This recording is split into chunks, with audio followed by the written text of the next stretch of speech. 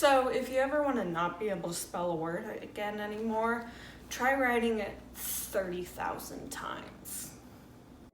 Nobody, nobody, nobody, nobody, nobody, ooh, nobody, nobody, nobody.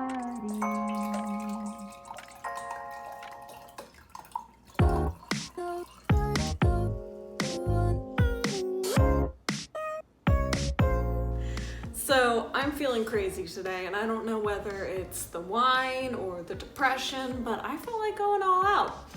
And if you want to go crazy, try writing the word nobody 30,000 times in a row. I couldn't fall asleep and I was bored, so I just sat here and wrote the same word over and over and over and over and over again, and then I put on green eyeshadow because I've had this cream eyeshadow for years and I've never used it because I didn't think I could pull it off, and now I realize I can't really pull it off, but I have it on anyway. I've been inspired by Mitski's song Nobody because I'm depressed, and I thought it would be cool to do a little spread based off of it with a little vibey, colorful neon theme. So that's what we're up to today. My original idea was to make a graphic with the word nobody reflected a couple of times as if it had a shadow of its own, and then have a background of just the same word on repeat.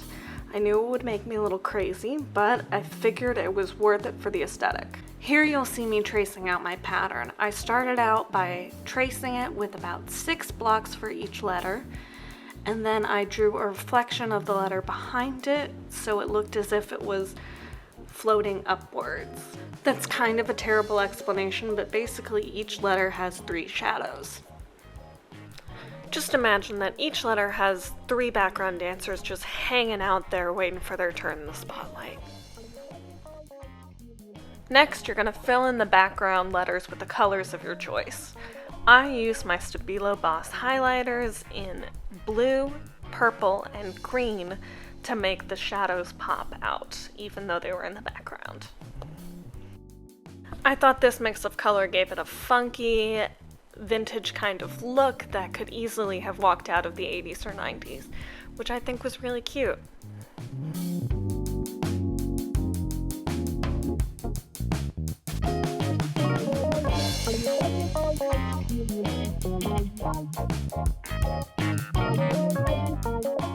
Now, what you're going to do next is going to make you insane, but it's going to be worth it, okay? It's for the aesthetic, I promise.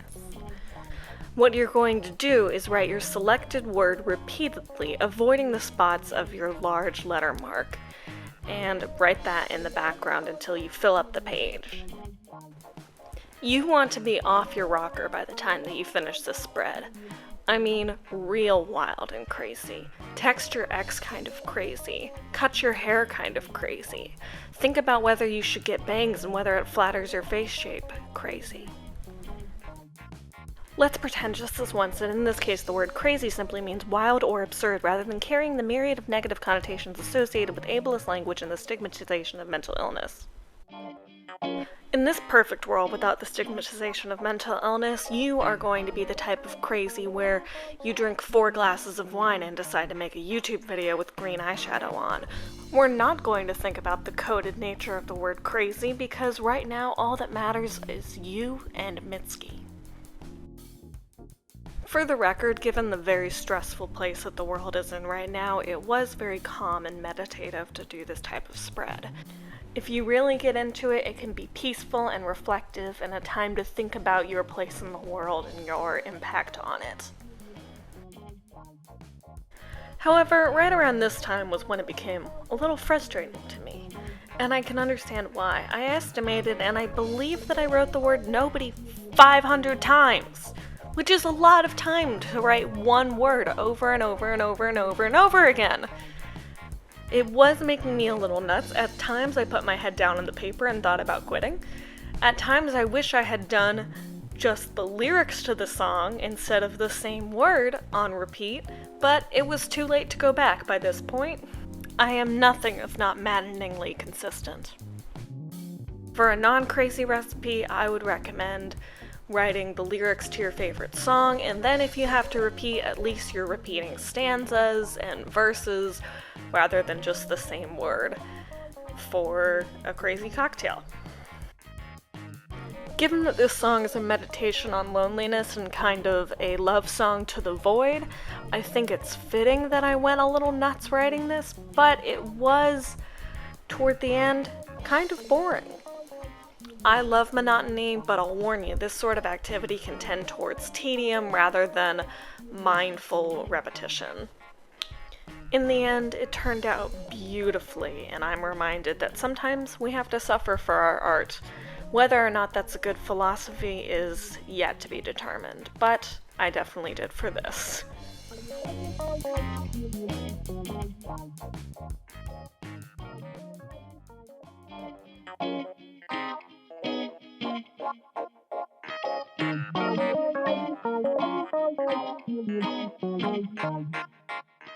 I hope you enjoyed watching my video. Thanks for watching. Give me a follow if you'd like to see more videos like this. And if you'd like for me to be drunk and do more